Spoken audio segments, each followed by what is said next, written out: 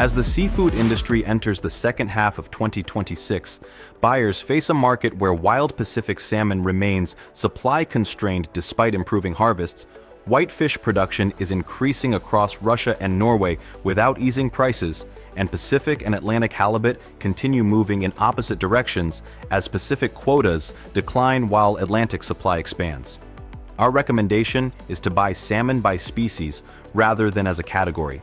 Maintain forward whitefish coverage and use pollock, flounder, warm water shrimp, and Atlantic halibut to help manage overall seafood costs. Wild Pacific salmon remains fundamentally tight despite improving harvests.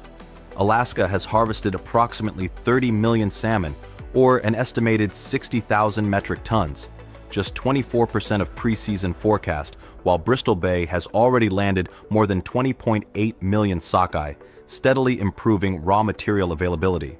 However, weak chum, chinook, and coho returns outside Bristol Bay, combined with Russia's smaller even-year harvest of approximately 20,000 metric tons, continue pointing toward one of the lightest global wild salmon supply years in decades.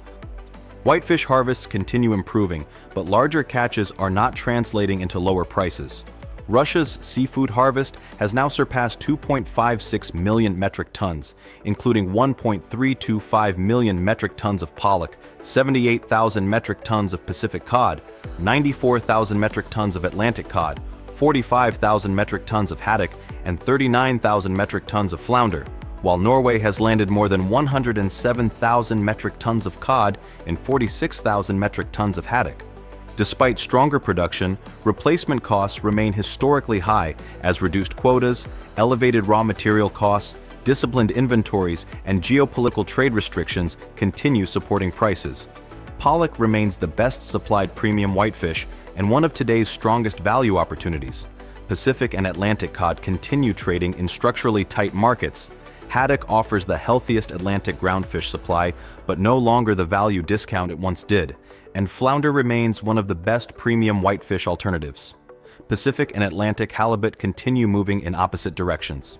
Pacific halibut remains constrained by a 29.33 million pound quota, with only 36% of the harvest landed by mid-July, while Canada's Atlantic halibut TAC has reached a record 8,532 metric tons, 18.8 million pounds, continuing its long-term supply expansion and strengthening Atlantic halibut as a premium alternative. Beyond the major species, warm water shrimp remains the best value opportunity, while cold water shrimp, lobster tails, and tilapia remain firm. Snow crab continues balancing as Canadian production improves. Peruvian jumbo squid offers attractive value. Argentine ilex remains firm, and skipjack tuna is showing early signs of recovery. The key takeaway for buyers is that improving harvests are not translating into lower prices.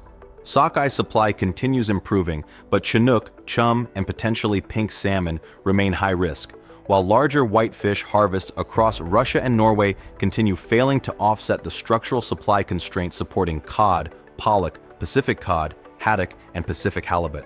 Our recommendation is to secure high-risk species early, use pollock and flounder to manage whitefish costs, take advantage of attractive pricing in warm water shrimp, and continue evaluating Atlantic halibut as Pacific supplies remain constrained.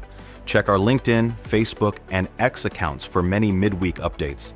And if you're not already, be sure to subscribe to our 3-Minute Market Insight to stay tuned in to all seafood market updates.